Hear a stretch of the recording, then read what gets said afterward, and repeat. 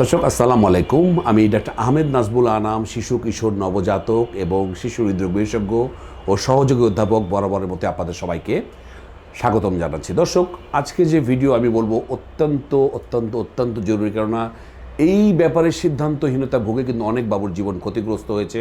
অনেক মা বাবা মানে আসলে না বুঝেই দেখা যাচ্ছে তার বাবুর ক্ষতি করে ফেলেছেন। সেটি হচ্ছে জন্ডিস। বাবুর যে জন্মের পরে জন্ডিস, সেই জন্ডিসের চেয়ে ইম্পর্টেন্ট আমি আজকে আপনার বাবুকে কার্নিক টেরাস বলে একটি রোগ নিয়ে কথা বলবো। যদি জন্ডিসের জটিলতা হয়, বাবুদের জন্ডিসের জটিলতা হয়, যে সমস্ত মা বাবারা জন্মের পরে জন্ডিস বেড়ে যাওয়ার কারণে ফটোথেরাপি বা এক্সচেঞ্জ ট্রান্সমিশন না করেছেন, তাদের কিন্তু বাবুদের এরকম ব্রেইনে পার্মানেন্ট ক্ষতি হয়ে যেতে পারে এবং এই কার্নিক টেরাস বলে যে ভয়াবহ রোগ, সেই রোগটি হতে পারে। তো দর্শক, আমরা বলবো যে জন্মের পরে জন্ডিস হওয়াটা 60% টার্ম বেবি, যেগুলো সময় হয় 37 সপ্তাহ পার করে হয়, এবং 80% প্রিটার্ম বেবির, অর্থাৎ যারা 37 সপ্তাহ আগেই প্রিম্যাচুরলি ডেভেলপ করে তাদের হতে পারে। তাহলে কি সব জন্ডিসই খারাপ? ব্যাপারটা কিন্তু তা নয়। যেটা ফিজিওলজিক্যাল জন্ডিস, সেটা তো 14 থেকে 15 দিন ভালো হয়ে যাবে। আমরা বলি একটু গরমে রোদে দিতে বা এরকম, ডাক্তার সাহেব বিভিন্ন পরামর্শ দেন। কিন্তু যখন জন্ডিসের লেভেল বেশি বেড়ে যাবে, তখনই কিন্তু এই কার্নিক টেরাস বা ব্রেইনে ক্ষয়ক্ষতি হওয়ার সম্ভাবনা থেকে যাবে। আপনার জিনিসটা বুঝতে হবে যে বাবুদের জন্ডিস কিন্তু উপর থেকে নিচে নামে। আপনারা খেয়াল করবেন ভালো করে, যে আমরা মুখ দেখেই বলে দিতে পারি কার কত জন্ডিস আছে। তো বড়দের যেমন আমরা চোখ টিপে দেখি চোখের তলা, চোখের উপরে সাদা হয়েছে কিনা, এগুলো আমরা দেখি, হাত পা হলুদ হয়েছে কিনা। বাবুদের ক্ষেত্রে যত জন্ডিস বাড়বে তত বিস্ময়করভাবে নিচের দিকে নামবে। আমরা যদি কারো বলি যদি চোখ মুখ হলুদ থাকে বাবুর, তাহলে বুঝবো তার 5 আছে। মোটামুটি যদি চেস্ট পর্যন্ত হলুদ হয়, তাহলে বলবো 7 থেকে 8 আছে। আমরা যদি বলবো নাভি পর্যন্ত হলুদ হয়ে যায়, 12 থেকে 15 আছে। এবং নাভির নিচে যখনই হলুদ হবে, তখনই বুঝবেন তার জন্ডিস আস্তে আস্তে বিপজ্জনক হয়ে যাচ্ছে, তো 15-এর উপরে উঠে যাচ্ছে। তাহলে কখন ব্রেনে আঘাত করতে পারে? আমি বলবো 20-এর উপরে যখন উঠবে, তখনই কিন্তু সেটা বিপজ্জনক। আর 25 হলে তো কথাই নেই, এটা কিন্তু যে কোনো সময় ব্রেনে চলে যেতে পারে। আমার আপনার যারা আমরা বড় হয়ে গেছি, তাদের ব্লাড ব্রেইন ব্যারিয়ার বলে একটি পর্দা আছে। আল্লাহ তাআলা এটা একটা নির্দিষ্ট বয়সে এই পর্দাটা তৈরি করে দেন, তাহলে আমাদের জন্ডিস বাড়লেও আমাদের এটা ব্রেনে যেতে পারে না। কিন্তু বাবুদের কিন্তু ওই ব্লাড ব্রেইন ব্যারিয়ারটা তৈরি হয় না, যার ফলে জন্ডিস বেড়ে গেলেই এটা কিন্তু ব্রেইনে ক্রস করে চলে যেতে পারে এবং ভয়াবহ বিপর্যয় হতে পারে, মৃত্যুসহ। যেটা বলতে চাই আমি, যে আমরা যখন মা বাবাদের বলি আপনার বাবুর জন্ডিস অনেক বেড়ে গেছে, আপনি ভর্তি করেন, ফটোথেরাপি দেন বা এরকম করেন, তখন মা বাবারা বলে ডাক্তার একটু দেখি, একটু রোদে দিয়ে দেখি। এই জিনিসগুলো কিন্তু ভুল হয় এবং আমি দেখেছি এই ভুলের মাসুল সারা জীবন বাবুকে দিতে হয়। তাহলে অবশ্যই আপনার বাবুকে যদি আপনার ডাক্তার বলে যে এটা এখন ভর্তি করে ফটোথেরাপি দিতে হবে বা প্রয়োজনীয় ব্যবস্থা নিতে হবে, তাহলে কিন্তু আপনাকে অবশ্যই ডাক্তারের সাথে সহমত প্রকাশ করে আপনার বাবুর আগামী জীবন যাতে নিরাপদ হয় সেটি আপনি করবেন। নাহলে কার্নিক টেরাসের মতো একটি ভয়াবহ রোগ হতে পারে। কার্নিক টেরাসে কী হয়?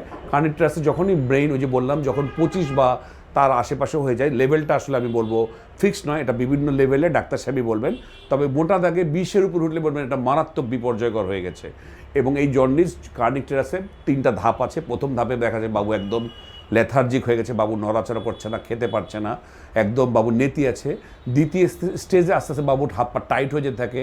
আমরা বলি যে এক ওপিস্থোটোনাস অ্যাটিটিউড হয়, রিজিডিটি ডেভেলপ করে, অকুলোজাইরিক ক্রাইসিস হয়, বিভিন্ন মেডিকেল টার্ম আছে, কঠিন টার্মে যেতে যাচ্ছি না। এবং ফেজ 3-তে যে আস্তে আস্তে বাবুর যে টাইটনেস ছিল সেটা আবার ঢিলা হয়ে যায়, হাইপারটোনিয়াটা হাইপোটোনিয়া হয়ে যায়। এবং এই স্টেজে কিন্তু ম্যাক্সিমাম বাচ্চারই, আল্লাহ মাফ করুক, মৃত্যু হয়।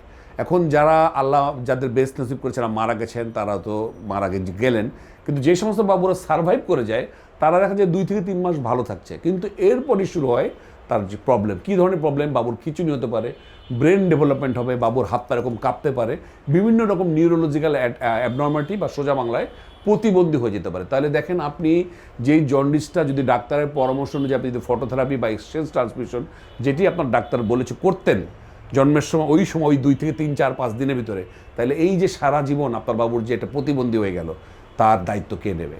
তো দর্শক, আমি আজকের ভিডিওতে মাধ্যমে এই কার্নিক টেরাস বা ক্রনিক বিলিরুবিন এনকেফালোপ্যাথি বলে যে ভয়াবহ রোগ আছে, এবং এই যে ভয়াবহ রোগের ম্যাক্সিমাম কারণে কিন্তু বাবা মার সিদ্ধান্তহীনতা। আজ না কাল, কাল আরেকটু দেখি, আরেকটু রোদে দেই, আর 2 দিন দেখি, ডাক্তাররা তো ওরকম বলেই, ডাক্তাররা চাইলেই ভর্তি করে ফেলে। ব্যাপার কিন্তু সেরকম নয়। কোনো ডাক্তারই চায় না তার বাবুর ক্ষতি হোক, তার পেশেন্টের ক্ষতি হোক। আমি আপনাদের ক্লিয়ার করে দিচ্ছি, যেগুলো বিভিন্ন ঘটনা ঘটে, অনেক জায়গায় মৃত্যুর ঘটনা ঘটে, কোনো ডাক্তার কি চায় তার বাবু, তার পেশেন্টটা খারাপ? এটা কি হতে পারে? আপনি যদি একটা বাবু ভালো হয়, আপনি তো আরও দুজন ডাক্তারকে বা পেশেন্টের মাকে বলবেন ওই ডাক্তারের কাছে যাও। সুতরাং প্লিজ ডাক্তারের সাথে বৈরী ভাববেন না।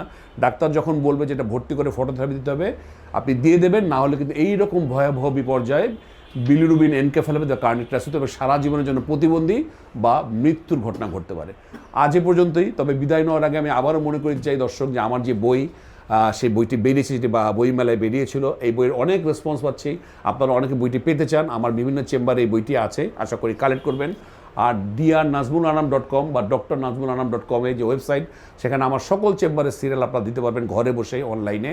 সুতরাং আর সে ফোনে ঘন্টার পর ঘন্টা সময় নষ্ট করে সিরিয়াল না পাওয়ার যে বিড়ম্বনা, যে ক্ষোভ আপনাদের মনে জন্মেছে, এইটা নির্দিষ্ট টাইমে দেওয়া, আগের দিন দেওয়া, পরের দিন দেওয়া, এসব কোনো প্যাচের সুযোগ নাই। 1 মাস আগে আপনি যেই ডেটে আপনি দিতে চান সেই ডেটে সিরিয়াল দিতে পারবেন। আজ এ পর্যন্তই। পরবর্তী নতুন কোনো টপিক নিয়ে আবার হাজির হবো। সেই পর্যন্ত বরাবরের মতোই আল্লাহ হাফেজ।